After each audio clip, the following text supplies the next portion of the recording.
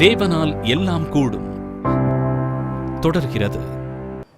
இந்த ப்ராசஸில் ஒரு போதகருடைய மனைவியா, ஒரு இளம் போதகர் மட்டுமல்ல, ஒரு புரட்சிகரமான போதகருடைய மனைவியா எப்படி உங்களுடைய கடமையை நிறைவேற்றுறீங்க? அது இவங்க ஒரு வழியில் போயிட்டு இருக்கும்போது நான் ஒரு வழியில் போனால் நல்லா இருக்காது. எல்லாத்துக்கும் மேலே வேதத்தின் சொல்கிறபடி இவங்க தான் head of the family. So இவங்க சொல்கிற பிரகாரம் இவங்க சொல்கிறதும் வேதம் ஒன்றா இருக்கும்போது அது கூட பிரயாணிக்கிறதுல தப்பு கிடையாது. ஸோ அதனால் அதில் வர ஸ்ட்ரகிள்ஸ் இருந்தாலும் பரவாயில்ல, God will strengthening us. So அதனால் வி ஆர் ஜஸ்ட் ட்ராவலிங். அதனால் அவங்க எந்த வழியில் போகணுமோ அந்த வழியில் போகலாம் அப்படின்னு சொல்லி இந்த காரியத்தில் நான் எப்படி பயன்படுத்துகிறேன் அப்படின்னா, இன்றைக்கி இருக்கிற ஒரு தலைமுறை நாலேஜ்ஃபுல் பர்சன்ஸ். இப்போ இன்றைக்கி இருக்கிற அந்த என்னுடைய செட்டாக இருக்கக்கூடிய எல்லாருக்குமே they know more commentaries, they know cross reference, Hebrew, Greek எல்லாமே. இது நாலேஜ்ஃபுல்லாக இருக்குது. இப்போ என்னுடைய ஏம் என்ன அப்படின்னா, எனக்கு கொடுக்கப்பட்ட பாரம் அப்படின்னு சொல்லலாம், இதுக்கு முந்தின தலைமுறையையும் இதற்கு அடுத்த தலைமுறையையும் நம்ம ஒரு தாக்கத்தை ஏற்படுத்தணும். இவங்க வாழ்க்கையில் ஒரு சின்ன ட்வீக் தான் தேவைப்படுது. But you have to start applying it, அவ்வளோதான். அப்போ அபியை என்ன செய்யணும் அப்படின்னா, சண்டே ஸ்கூல் ஃபுல்லாக அபி தான் பண்ணுறேன். இப்போ சண்டே ஸ்கூலில் எப்படி எடுப்போம் அப்படின்னா, ஏதோ இன்றைக்கி ஒரு கதை சொல்லிக் கொடு அப்படிங்கிற கான்செப்டே கிடையாது. இங்கே நான் என்ன சர்மன் கொடுக்குறேனோ இதற்கு ஒத்த ஒரு காரியத்தை லைட்டர் வேர்ஷனாக நாங்கள் கிட்ஸுக்குள்ளே திணிக்கிறோம். இப்போ இங்கே ப்ரொபிஷியேஷனை பற்றி நாங்கள் எடுக்கிறேன் அப்படின்னா, இங்கே எதை பற்றி எடுப்போம் அப்படின்னு சொன்னால், தேவன் எப்படி பரிந்து பேசுகிறவர் அப்படிங்கிற காரியத்தை குறித்து எடுக்கிறோம், இல்லை பலியை குறித்து எடுக்கிறோம். இப்படி எடுக்கும் பொழுது ஒரு சின்ன காரியத்தை வச்சுருக்கிறோம். எப்படின்னா, இந்த பிள்ளைங்க போய் அவங்க அம்மா அப்பா கேள்வி கேட்குற மாதிரி இவங்களுக்கு ஒரு அசைன்மெண்ட் கொடுத்துட்றோம். பிள்ளைங்களுக்கு செஞ்சு முடிக்க வேண்டிய ஒரு அசைன்மெண்ட்டை அம்மா அப்பாவுக்கும் கொடுத்துட்றோம். இப்போ என்ன விளைவு அப்படின்னா, ஒரு வாரத்துக்கு வீட்டுக்கு போயிட்டு டக்குண்டு அந்த குட்டிமாட்ட கேட்டேன், குட்டிமா உனக்கு சண்டே ஸ்கூலில் என்ன சொல்லி கொடுத்தாங்க அப்படின்னு. ஆனால் she started telling what ever she has dot. இதை நீங்கள் அப்பா அம்மாட்ட சொல்லிட்டியா அப்படின்னு. ஆமாம் சொல்லிட்டேன். சரி, இப்போது கொஞ்சம் மாற்றி கேட்கலாமா, நீ சண்டே ஸ்கூலில் நடந்ததை உங்கள் அப்பா அம்மாட்ட சொல்லிட்டேன், சண்டே சர்வீஸில் என்ன நடந்ததுன்னு சொல்லி உங்கள் அம்மா அப்பா இப்போ உனக்கு சொல்லுவாங்க பாரு, சொல்லுங்க அப்படின்னு சொல்லிட்டேன். அவங்க எந்த வாரம் இல்லை, போன வாரம் என்ன சர்மன் கேட்டோம், என்ன அப்ளை பண்ணீங்கன்னு சொல்லுங்க. ஆனால் இவங்க முன்னே கேட்டுட்டீங்களா, நாளைக்கு திருப்பி என்ன கேள்வி கேட்பான்னு கேட்கட்டும். அதே மாதிரி ஏன் இன்னைக்கு சபைக்கு லேட்டுன்னு அம்மா அப்பாட்ட கேட்குறத காட்டிலும் பிள்ளைங்கள்ட்ட கேட்குறோம். பிள்ளைங்கள்ட்ட கேட்கும் பொழுது ஐடல் ஒர்ஷிப் பற்றி சொல்லிக் கொடுக்குறோம். அப்போ நீ மொபைலோடு உட்காந்து நீ தூங்க டைம் எடுத்தனா அதுவும் ஒரு ஐடல் தான். வேலையை முன்னிலைமை வச்சுட்டு ஆண்டரை பின்னால் வச்சா அதுவும் ஒரு ஐடல் தான். இதை அப்போ எங்கள் அம்மா அப்பா கால் அட்டன் பண்ணுறாங்க, சர்ச்சுக்கு வராமல், அதுவும் ஐடல் தான். இப்போது இந்த மாதிரி ரெண்டு பேரையும் வைக்கிறதுனால எங்களுக்கு அது கொஞ்சம் இதில் இந்த சண்டே ஸ்கூல் ரோல் ஃபுல்லாக அபியும் இன்னும் 2 சிஸ்டரும் சேர்ந்து எடுத்துக்கிறாங்க. ஸோ இவர்கள் மூலமாக அவர்களுக்குள்ளே ஒரு தாக்கத்தையும், அவர்கள் இவர்களை பயிற்சிவிக்க வேண்டும். ஒரு பிள்ளைக்கு பொறுப்பு பாஸ்டர் பொறுப்பு கிடையாது, சண்டே ஸ்கூல் டீச்சர் பொறுப்பு கிடையாது. தேவன் கணக்கு கேட்கறது தாய் தகப்பன்றதான் கணக்கு கேட்பார். இட் இஸ் யுவர் ஓன் ரெஸ்பான்சிபிலிட்டின்னு சொல்லிட்டு அம்மா அப்பா என்ன செஞ்சு கொடுக்கணும், எதை கேட்கணும் அப்படிங்கிறதையும் சொல்லி கொடுத்துட்றோம். So assignment not only for the kids but assignment also for the parents. Correct? அவங்களுக்கு. ஸோ அதனால் இந்த டிபார்ட்மெண்ட்டை பார்த்துக்கிறது ஃபுல்லாக அபியோடைய வேலை. அதான் அபி சொல்லிட்டுருக்கு. பெற்றோர்களுக்கு இதில் ஒரு நல்ல ஒரு பொறுப்பை கொடுத்துருக்குறாங்க. அதே நேரத்தில் பிள்ளைகளுக்கும் பெற்றோர்களுக்கும் உள்ள உறவில் அந்த பிஞ்சு நெஞ்சங்களில் பதிந்துவிட்ட வேதத்தின் சத்தியத்தை பெற்றோரிடத்தில் கலந்து பேசி தெளிவை பெற்றுக்கொள்ளவும், இப்படி பெற்றோர்கள் பிள்ளைக்கும் பிள்ளை பெற்றோருக்கும் ஒரு ஆசீர்வாதமாக இருக்கத்தக்க அளவுக்கு இந்த ஆராதனை என்கின்ற ஆலயத்தின் அந்த 4 சுவர்களுக்குள் நடப்பதோடு அது முடிந்து விடாதபடி, வீடு என்கின்ற தேவனால் கட்டப்படுகிற அந்த 4 சுவர்களுக்குள்ளேயும் அது நடக்க வேண்டும் என்பதை அவர்கள் நடைமுறைப்படுத்துவது நமக்கு ரொம்ப ஆச்சரியமும் நம்மை ஊக்குவிப்பதுமாக இருக்கிறது. அதற்காக தேவனுக்கு நன்றி சொல்லுவோம். இப்போது உங்களுடைய இப்போ நடந்து கொண்டிருக்கிற இந்த ஆராதனையில் பங்கு பெறுவர்களுடைய சராசரி வயது என்ன இருக்கும்? 35 to 40 அந்த ரேஞ்சில் இருக்கும். அவ்வளோதான். ஒரு நல்ல சரியான பருவத்தில் இருக்கிற சூழ்நிலை. அப்போது இவர்கள் பயன்படுத்தப்படுகிற பாத்திரங்களாக சமுதாயத்தில் இறங்கிட்டாங்கன்னா எனக்கு இன்னும் எத்தனை வருடங்களோ எத்தனை மாதமோ நமக்கு தெரியாது. ஆனால் இவர்கள் நீண்ட காலம் தேவனுக்கென்று பயன்படுத்தக்கூடிய அழகிய பாத்திரங்களாக உருவாக்கப்படுகிறாங்க. அவர்களுடைய படிப்பு அறிவை பற்றி உங்களுடைய கணிப்பு என்ன சொல்லுவீங்க? இதில் இருக்கிற எல்லாருமே மோஸ்ட்லி ஐடியில் ஒர்க் பண்ணுறவங்க தான் இருக்கிறாங்க. ஸோ அதனால் ஒரு எலைட் குரூப் அப்படின்னு சொல்லலாம். ஆனால் சத்தியத்தை சொல்லும் பொழுது நாங்கள் டீச் பண்ணும்பொழுது ஒரு எலைட் குரூப்புக்கு டீச் பண்ணுற மாதிரி டீச் பண்ணுறதில்ல. மேபி அழகாக தேவன் என்ன அதில் ஆர்கெஸ்ட்ரேட் பண்ணி கடந்த 4 வருஷம் நான் டீச் பண்ணிட்டு இருந்தது அப்படின்னா, கிராமத்து மக்கள் அவங்களுக்கு கண்கார்டன்ஸ் என்னென்னு தெரியாது, கிராஸ் ரெஃபரன்ஸ் என்னென்னு தெரியாது, அவங்களுக்கு ஹீப்ரூ கிரீக்கெலாம் என்னென்னு தெரியாது.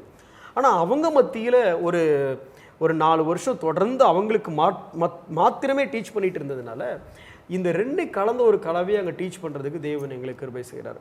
அப்படி இருக்கிறதுனால மறக்காமல் அதை பதிய வைக்கக்கூடிய அளவுக்கு சில சத்தியங்களை, ஆழமான சத்தியங்களை எளிதாக சொல்லக்கூடிய அளவுக்கு ஆவியானவர் உதவி செஞ்சிட்ருக்கிறார். எல்லாருமே ஆல்மோஸ்ட் எஜுகேட்டட் பீப்புளாக தான் இருக்கிறாங்க. ஆமாம். அப்படி இந்த குழு நீங்கள் சந்திக்கிற இந்த ஒரு செக்மெண்ட் இருக்கிறது, இது அதிகமாக சந்திக்கப்பட வேண்டிய ஒரு செக்மெண்ட்.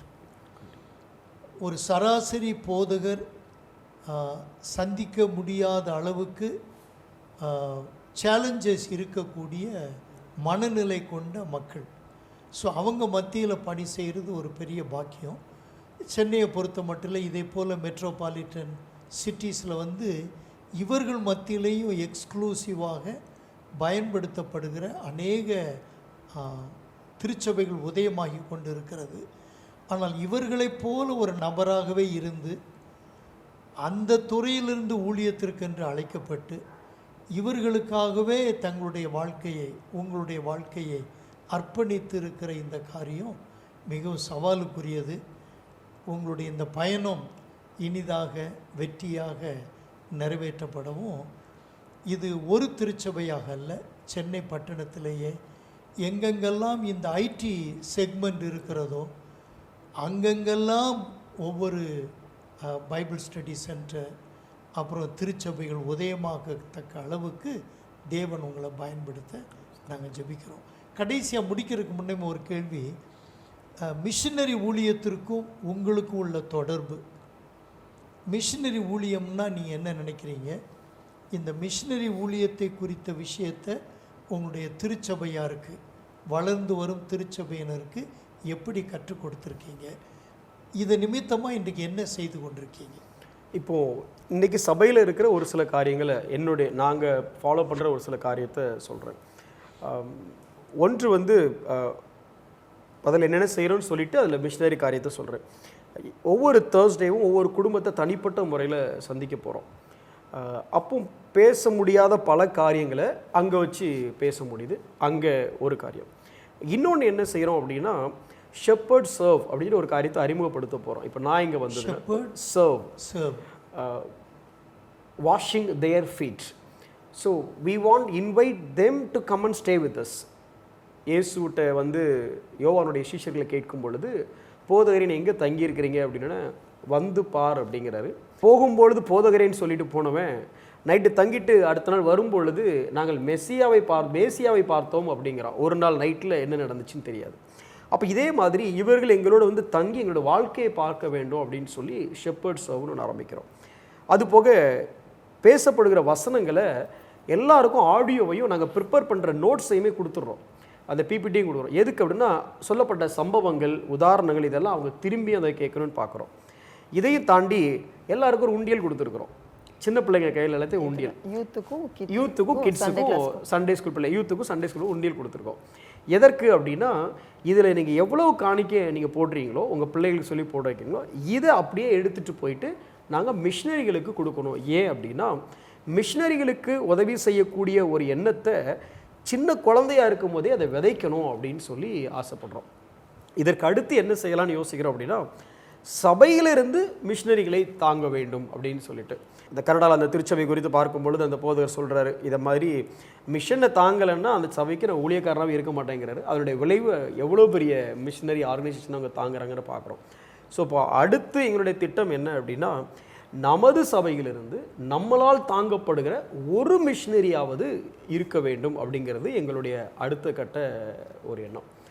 ரெண்டாவது, எல்லா செய்திகளிலையும் இயல்பாக இன்னைக்கு நம்ம செய்தினாலே கவலையாக இயேசுவிடம் பாருங்கள், கண்ணீராக இயேசுவிடம் பாருங்கள், கடன் பிரச்சனையாக இயேசுவிடம் பாருங்கள், கஷ்டமாக இயேசுவிடம் பாருங்கள், திருமண இப்படியே பேசிட்டோம்.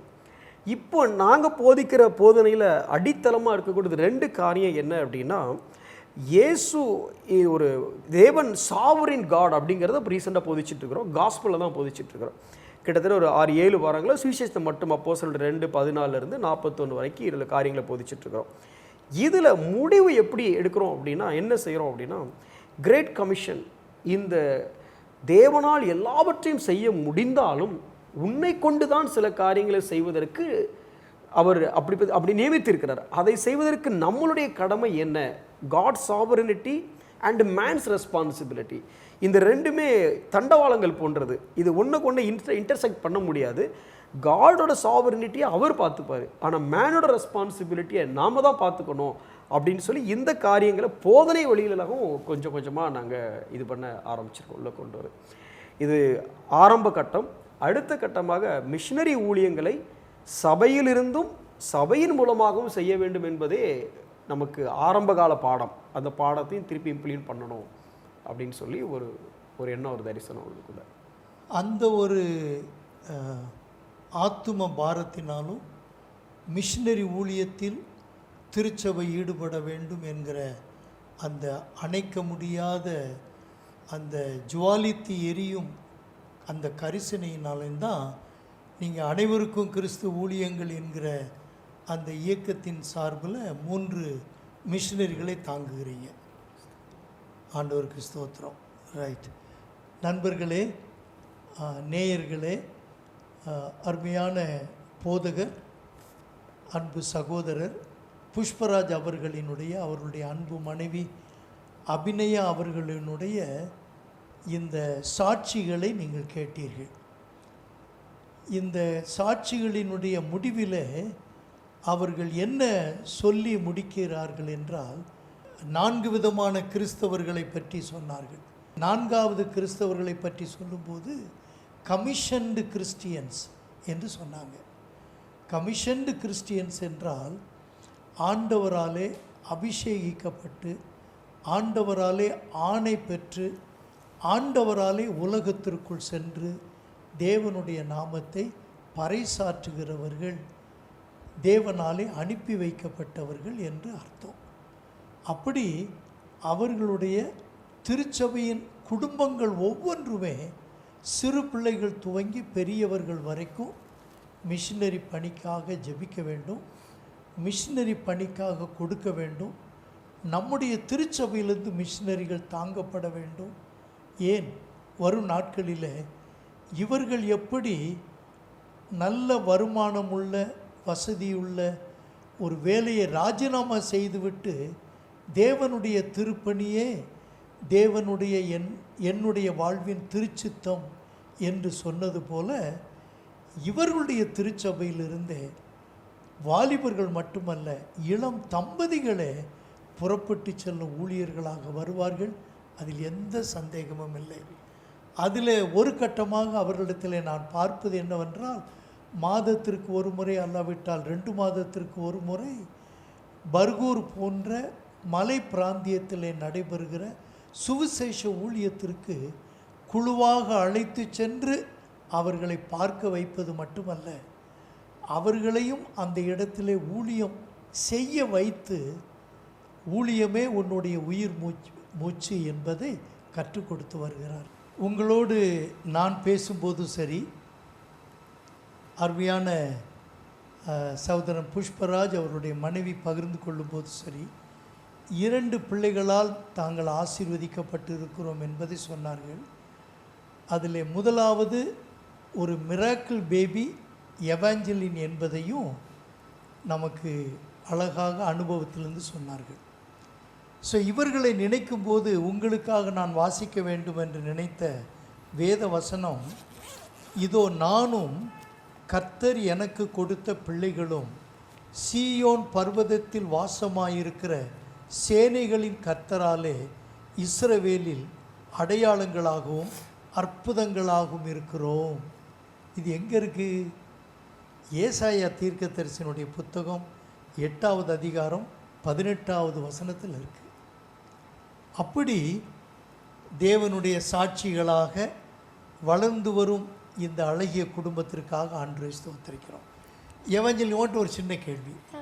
நான் ஒன்று நினைக்கும் போதெல்லாம் எனக்கு மனசில் வர்றது நீ அழகாக பாடுற பாட்டு.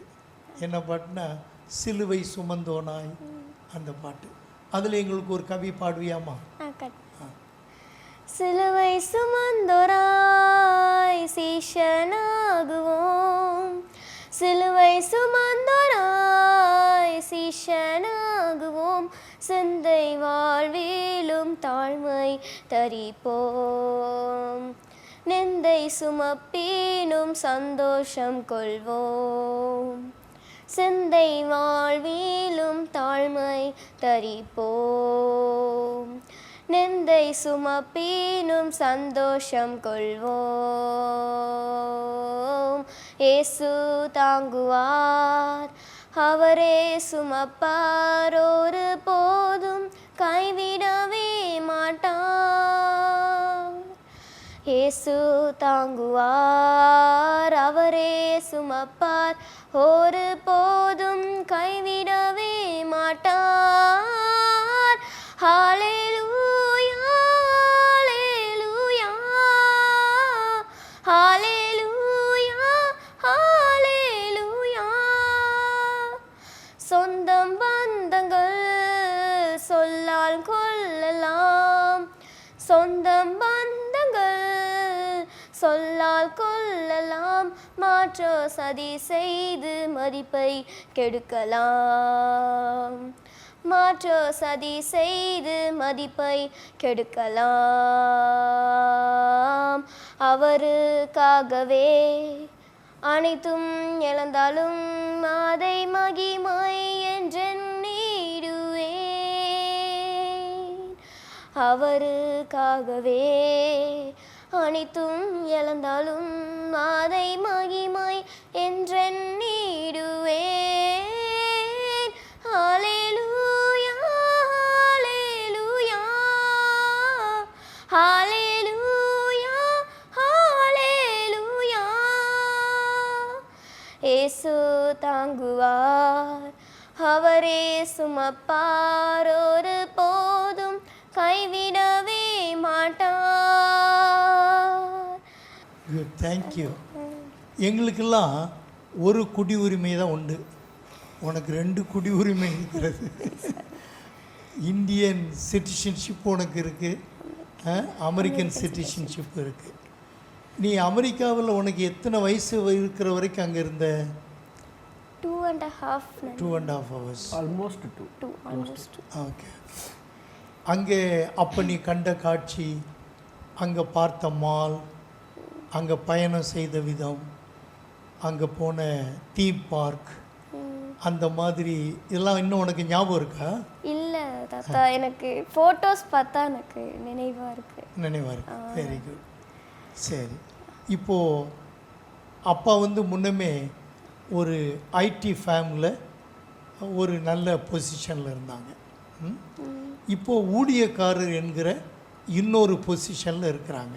உனக்கு எது ரொம்ப விருப்பமாக இருக்குது? எனக்கு ஊழியக்காரமாக இருக்கணும்னு ஆசைப்படுறேன். அதில் எனக்கு என்ன ஆசைனா, சில பேர் டாக்டர் படித்து அவங்க மினிஸ்ட்ரி பண்ணுறாங்க. எனக்கும் டாக்டர் படித்து அட் த சேம் டைம் பேஷண்ட்ஸ்க்கு ஆறுதலாக இருக்கணும். ஃபார் எக்ஸாம்பிள், அவங்க கஷ்டத்தில் இருக்காங்கன்னா ஒன்றும் கவலைப்படாதீங்க, ஆண்டவர் ஏசப்பா ஒருத்தவங்க இருக்காங்க, அவங்களுக்காக நீங்கள் எதாவது செய்யுங்க, அதனால தான் நான் இது பண்ணிகிட்ருக்கேன், அவங்கனால தான் நான் உயிரோடு இருக்கேன் இப்போ கூட அப்படின்னு சொல்லிட்டு சின்ன வயசில் என்ன சாட்சி இருக்குதோ அந்த இதை சொல்லணும்னு ஆசைப்பட்றேன். அதாவது நீ ஒரு ஊழியக்காரியாக, ஒரு மருத்துவ பணியின் மூலமாக சேவை செய்கிற ஊழியக்காரியாக இருக்கணும்னு அந்த விருப்பம் வந்ததே அம்மா அப்பாவை பார்த்ததினாலும் அவர்கள் செய்கிற பணியைப் போல நான் இன்னொரு பரிமாணத்தில் செய்யணும் அப்படின்னு உன்னுடைய மனதில் வந்தது. சரி, இப்போது அமெரிக்காவில் இருந்தபோதும் சரி, உனக்கு நல்ல நினைவுகள் வந்து இந்தியாவுக்கு வந்தபோதும் சரி, அப்போ இருந்த குடும்பத்தினுடைய வாழ்க்கை சூழ்நிலை, உன்னுடைய தேவைகள் சந்திக்கப்பட்டது, பள்ளிக்கூடத்தில் மற்ற மாணவ மாணவிகளோடு நீ பழகும்போது இருந்தது. இப்போ அப்பா அம்மா ஊழியத்திற்கு வந்த பின்னர் நீ ஏதாவது வித்தியாசத்தை பார்க்குறியா? கட்டாயமாக பழைய ஸ்கூல்லலாம் வந்து அப்பா ஊழியத்துக்கு அப்புறம் வரும்போது எனக்கே வந்து மற்றவங்க எங்கள் கிளாஸில் பாதி பேர் 3/4 பேர் ஃபுல்லாக ஹிந்துஸ். அவங்களுக்கு நான் ஏதாவது செய்யணும் அப்படின்னு சொல்லிட்டு, ஆண்டவரே எனக்கு ஏதாவது ஆப்பர்ச்சுனிட்டி கொடுங்கன்னு சொல்லிட்டு நான் ஜெபிக்கும்போது நிறைய பேர் என்கிட்ட ஆலோசனை வந்து கேட்டு என்ன செய்யணும் சொல்லி தாப்புனோடனே நான் அவங்களுக்கு புதிய ஏற்பாடு பைபிள் கொடுத்தேன். அதுக்கப்புறம் அது மூலயமா அவங்க வந்து நிறையா சாட்சிகளை நான் கேள்விப்பட்டேன். அவங்க அண்ணா அவங்க வீட்டிலலாம் வந்து எவ்வளோ பிரச்சனை இருந்தாலும் அவங்க இந்த புக்கை படித்தோடனே அவங்க அம்மா அப்பா கூட கேட்டாங்களாம், அதுக்கு என் ஃப்ரெண்டு இப்படி கிஃப்டாக கொடுத்தாங்க அதனால நான் பண்ணுறேன் அப்படின்னு சொல்லிட்டு நிறையா சாட்சிகள் கேள்விப்பட்டேன். நான் சின்ன வயசில் இருக்கும் போது கூட எனக்கு இப்படி எக்ஸ்பீரியன்ஸ் இல்லை. ஆனால் இப்போது எனக்கு அந்த வேல்யூ தெரியுது. ஓகே, இதுக்காக நம்ம வந்திருக்கோம், அப்போ இது எவ்வளோ ஹாப்பியாக இருக்கணும் அப்படின்னு சொல்லிட்டு எனக்கு இப்போது புரியுது. இப்போ வந்ததுக்கப்புறம் எனக்கு புரியுது.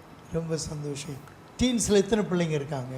டீன்ஸில் 5 மெம்பர்ஸ் இருக்காங்க. Very good. அதை நடத்துறது யாரு? சில்வின் அங்கிள். Right right. சரி, அதில் வந்து மற்ற ஸ்டூடெண்ட்ஸுக்கு நீ எந்த விதமான முறையில் ஆசீர்வாதமாக இருக்கலாம்? If there are 5 students in the teens class, how best you can be a blessing to them?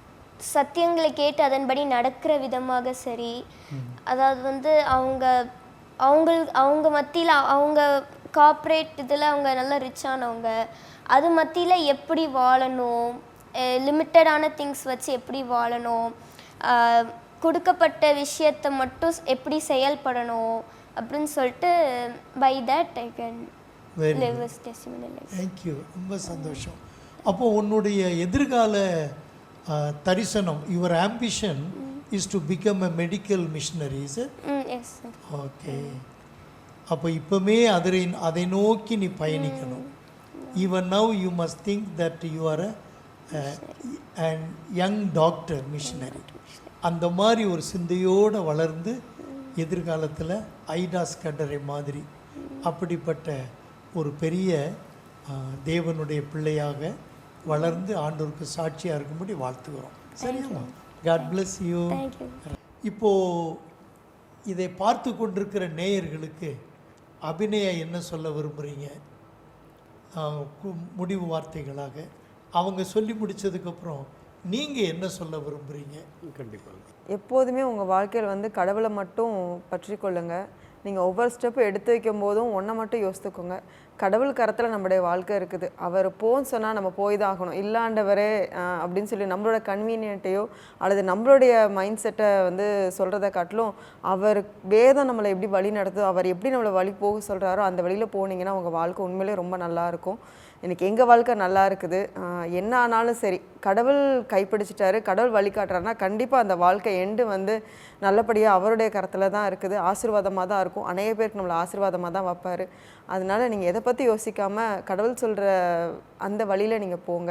கண்டிப்பாக கடவுள் நிச்சயமாக உங்களை ஆசீர்வதிப்பார், உயர்த்துவார். உங்கள் பிள்ளைகளே அப்படியே வளங்க. நம்ம வளர்றது மட்டும் இல்லை, ஏன்னா அடுத்த ஜென்ரேஷன், இந்த உலகம் எப்படியோ போயிட்டுருக்குது, அதனால் அடுத்த ஜென்ரேஷன் நம்ம பிள்ளைகளை நம்ம கடவுளுக்கு உருவாக்கிட்டோன்னா வாழ்க்கை, பிள்ளைகளோட வாழ்க்கை ரொம்ப நல்லாயிருக்கும். அதுதான். நன்றி. ஸோ நான் சொல்ல விரும்புகிறது என்ன அப்படின்னா, 4 வகையான கிறிஸ்தவர்களை குறித்து நான் சொன்னேன். கொஞ்சம் யோசிச்சு பாருங்களேன், இதில் நீங்கள் எந்த வகை அப்படின்னு சொல்லி. பவுல் கொரிந்து சபைக்கு எழுதும் பொழுது எக்ஸாமின் யுவர் செல்ஃப் அப்படின்னு சொல்கிறாரு. கிறிஸ்தவர்களாகிய நாம் மற்றவர்களை எக்ஸாமின் பண்ணியே பழக்கப்பட்டுட்டோம். நமக்கு தெரியாத ஒரு காரியம் என்னென்னா செல்ஃப் எவாலுவேஷன். ஸோ உங்களை நீங்கள் சோதிச்சு பாருங்கள்.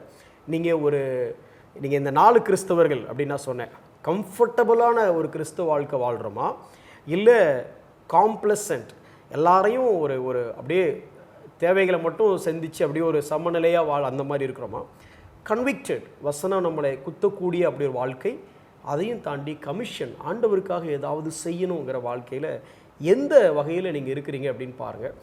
நீங்கள் எந்த வகையில் இருக்கிறீங்களோ அதே வகையில் தான் உங்கள் சந்ததியும் இருக்குங்கிறத நீங்கள் மறந்துடாதீங்க. பிள்ளைகள் நாம் சொல்லுவதை செய்வதை விட நாம் செய்வதை நிச்சயமாக செய்யும். அதனால் உங்களுடைய கிறிஸ்தவ வாழ்க்கையை எக்ஸாமின் பண்ணி பாருங்கள். இங்கே யாரும் பூரணர் அல்ல. நாளொரு வண்ணம் பொழுதொரு மேனியாக, பெட்டர் எவ்ரி டே. போன வருடத்தை விட இந்த வருடம் உங்கள் வாழ்க்கையில் வருமானம் கூடிடுச்சு, வாழ்க்கை தரம் கூடிடுச்சு, உங்களுடைய பல சௌகரியங்கள் லக்ஸுரி லைஃப் ஸ்டைல் மாறிடுச்சு. கிறிஸ்தவம் மாறிடுச்சா? கொஞ்சம் யோசிங்க. ரெண்டாவது, கடைசியாக, இன்றைக்கி இருக்கிற கிறிஸ்தவம் வசனத்தை விட்டு அனுபவங்களுக்கு பின்ன போகிற கிறிஸ்தவம் ஆயிடுச்சு. ஆனால் ஆதி முதலே நமக்கு கொடுக்கப்பட்டிருக்கிறது வார்த்தை, சோலா ஸ்கிரிப்சுரா. நாட் ஓன்லி சோலா ஸ்கிரிப்சுரா, டோட்டா ஸ்கிரிப்சுரா அப்படின்னு சொல்கிறாங்க. வசனம் மாத்திரமே அல்ல, வசனம் நமக்கு போதுமானது. இன்ஃபாலியபிள் ஸ்கிரிப்சர்ஸ். நம்முடைய அனுபவங்களை அல்ல, ஆவியின் பட்டயத்தை தூக்கி பிடிப்போம். உங்கள் வாழ்க்கை, உங்களுடைய சபை, நீங்கள் சார்ந்திருக்கிற உபதேசம் வேதத்தின் அடிப்படையில் இருக்கிறதா அப்படின்னு சொல்லி நீங்களும் அதை சோதிச்சு பாருங்கள். உங்களோட சந்ததியையும் வசனத்தின்படி வாழுங்க. உங்கள் கையில் ஒரு சந்ததி, ஒரு பிள்ளையை தேவன் கொடுக்கல, ஒரு சந்ததியை கொடுத்துருக்கிறாரு. அந்த பிள்ளைக்கு ஓனர் நீங்கள் இல்லை, உக்கரானக்காரர் தான் நீங்கள், ஸ்டூவர்ட் நீங்கள், ஓனர் கர்த்தர் உங்கள் கையில் கொடுத்துருக்கிற அந்த பொறுப்பை நம்மளால் இயன்ற வரைக்கு வாழ்ந்து காட்டுவோம். There should not be any difference between your belief and your behavior. நம்முடைய வார்த்தைக்கும் நம்முடைய வாழ்க்கைக்கும் வேறுபாடு இல்லாத ஒரு வாழ்க்கை வாழ தேவன் நமக்கு உதவி செய்வாராக. ஆமென். அன்பு நேயர்களே, நமது மத்தியில் வந்து அருமையான தேவனுடைய ஊழியர்களினுடைய பகிர்ந்து கொள்ளுதல் எனக்கு ஆசீர்வாதமாக இருந்தது. இந்த நிகழ்ச்சியை பதிவு செய்த சகோதரர்களுக்கும் ஆசீர்வாதமாக இருந்தது என்று நம்புகிறேன். அப்படியே உங்களுக்கும் ஆசீர்வாதமாக இருந்தது என்று நம்பி ஆண்டவரை ஸ்தோத்திரிக்கிறேன். திரும்ப இப்படிப்பட்ட ஒரு நிகழ்ச்சியில் உங்களை சந்திக்கும் வரை உங்களிடத்திலிருந்து விடைபெற விரும்புகிறேன். அதற்கு முன்பாக நமது மத்தியில் வந்திருக்கிற அருமை இளம் போதகர், தேவனுடைய மனிதர், அன்பு சகோதரர் புஷ்பராஜ் அவர்களுக்கும் அவருடைய துணைவியார் அபிநயா அவர்களுக்கும் உங்கள் அனைவருடைய சார்பிலும் உள்ளத்தின் ஆழத்திலிருந்து நன்றியை தெரிவித்துக் கொள்கிறேன். எங்களுக்கு இந்த வாய்ப்பை கொடுத்த அருமையான அங்கிளுக்கு நன்றி. தேங்க்யூ. God bless you.